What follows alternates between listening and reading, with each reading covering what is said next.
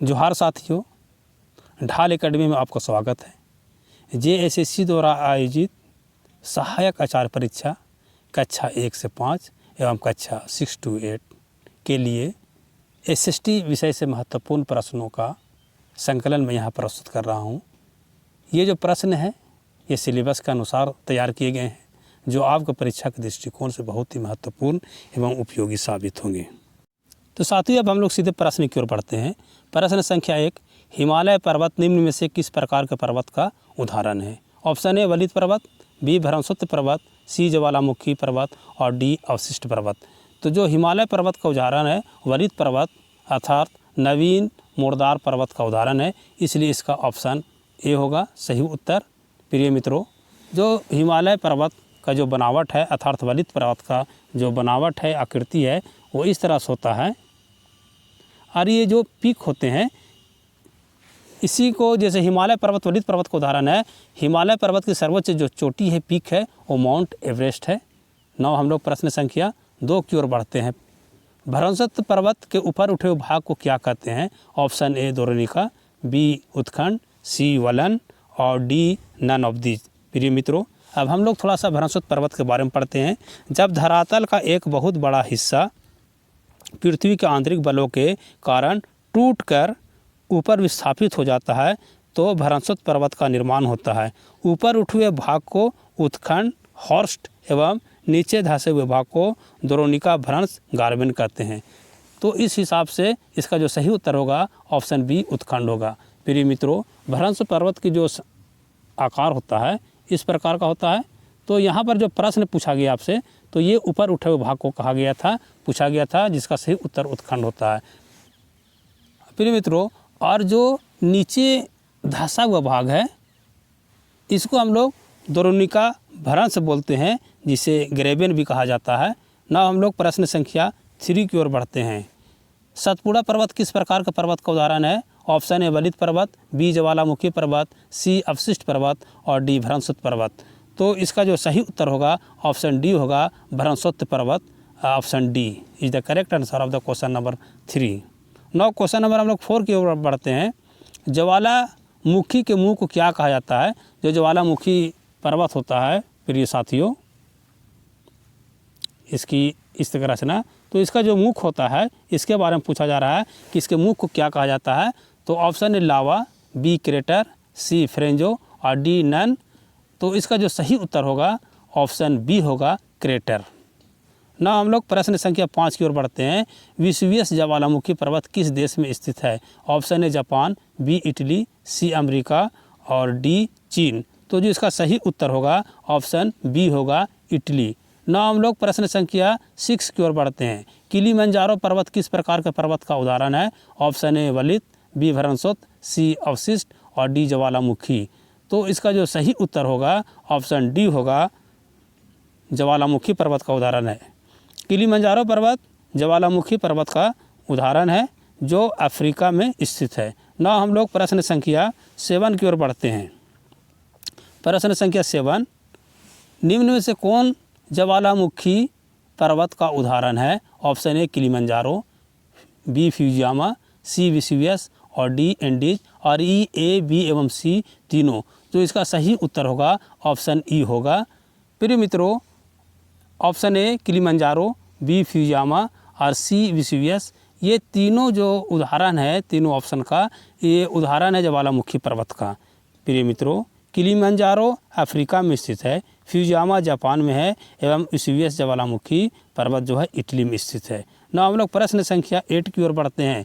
निम्न में कौन सबसे प्राचीनतम पर्वत है? अरावली, बी सतपुड़ा, सी विंध्याचल, डी हिमालय। तो इसका जो सही उत्तर होगा ऑप्शन ए होगा, जो विश्व का सबसे प्राचीनतम पर्वत अरावली को माना जाता है। नौ प्रश्न संख्या हम लोग 9 की ओर बढ़ते हैं।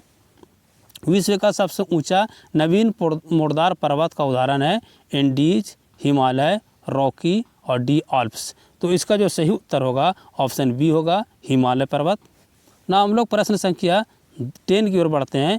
भारत की सबसे लंबी हिमनदी निम्न में से कौन है? तो इसका प्रिय मित्रों, इसका जो सही उत्तर होगा सियाचिन हिमनदी होगा, सियाचिन ग्लेशियर होगा, जो ऑप्शन ए है लिखा गया है। सियाचिन ग्लेशियर अर्थात सियाचिन हिमनदी भारत की सबसे लंबी हिमनदी है। यह हिमालय पर्वत में जम्मू कश्मीर में स्थित है।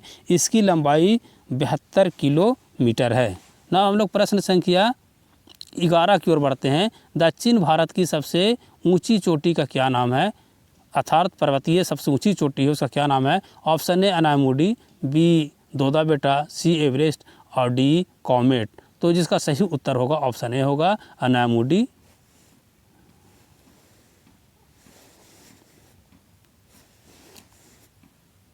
साथियों, अब हम लोग प्रश्न संख्या 12 की ओर बढ़ते हैं। हमारे सौर मंडल का सबसे अधिक ऊंचा पर्वत कौन सा है? ओलंपस मोनस, जो मंगल ग्रह पर स्थित है। नौ प्रश्न संख्या 13 की ओर बढ़ते हैं। चंद्रमा से पृथ्वी पर परावर्तित प्रकाश को आने में कितना समय लगता है? Option 2 second, option B 1.3 second, C 4 second और डी 10 सेकंड। तो प्रिय मित्रों, जो चंद्रमा का जो प्रकाश पृथ्वी तक पहुंचता है वो लगभग 1.3 सेकंड लेता है। इसलिए प्रश्न संख्या 13 का जो सही उत्तर होगा ऑप्शन बी होगा। ना हम लोग 14 की ओर बढ़ते हैं। सौर मंडल का सबसे बड़ा उपग्रह कौन है? चंद्रमा, गैनीमेड। तो सौर मंडल का सबसे जो बड़ा उपग्रह है वो गैनीमेड है। यह बृहस्पति का एक उपग्रह है। और प्रिय मित्रों, अब हम लोग प्रश्न संख्या 15 की ओर बढ़ते हैं। दुनिया का पहला मानव निर्मित उपग्रह कौन सा है? Sputnik 1, Aryabhatta, option B. तो स्पुतनिक 1 है विश्व का पहला मानव निर्मित उपग्रह और आर्यभट्ट है वो भारत का प्रथम उपग्रह है। स्पुतनिक जो उपग्रह है वो रूस द्वारा लॉन्च किया गया था। 9 प्रश्न संख्या हम लोग 16 की ओर बढ़ते हैं। पृथ्वी के ताप कटिबंध का निर्धारण किस काल्पनिक रेखाओं द्वारा होता है? ऑप्शन ए अक्षांश रेखा, बी देशांतर रेखा, सी विषुवत रेखा। तो इसका सही उत्तर होगा ऑप्शन ए अक्षांश रेखा। अक्षांश रेखा का उपयोग जलवायु निर्धारण में किया जाता है। ना हम लोग प्रश्न संख्या 17 की ओर बढ़ते हैं। 2 देशांतर रेखाओं के बीच के भाग को क्या कहा जाता है? तो इसका ऑप्शन जो दिए गए हैं, ऑप्शन ए कोर, बी गोर और सी मोर। तो इसका जो सही उत्तर होगा ऑप्शन बी होगा गोर। प्रिय मित्रों, ना हम लोग प्रश्न संख्या 18 की ओर बढ़ते हैं। ग्लोब पर अक्षांश रेखाओं एवं देशांतर रेखाओं के जाल को क्या कहा जाता है? Option A grid, B grease, C खंड। तो इसका जो सही उत्तर होगा ऑप्शन ए होगा ग्रिड होगा। ना हम लोग प्रश्न संख्या 19 की ओर बढ़ते हैं।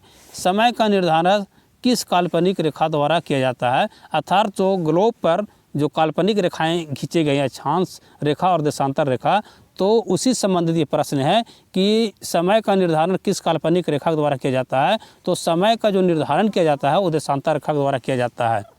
प्रिय मित्रों, 2 देशांतर रेखाओं के बीच का जो समय का अंतर होता है वो 4 मिनट का होता है।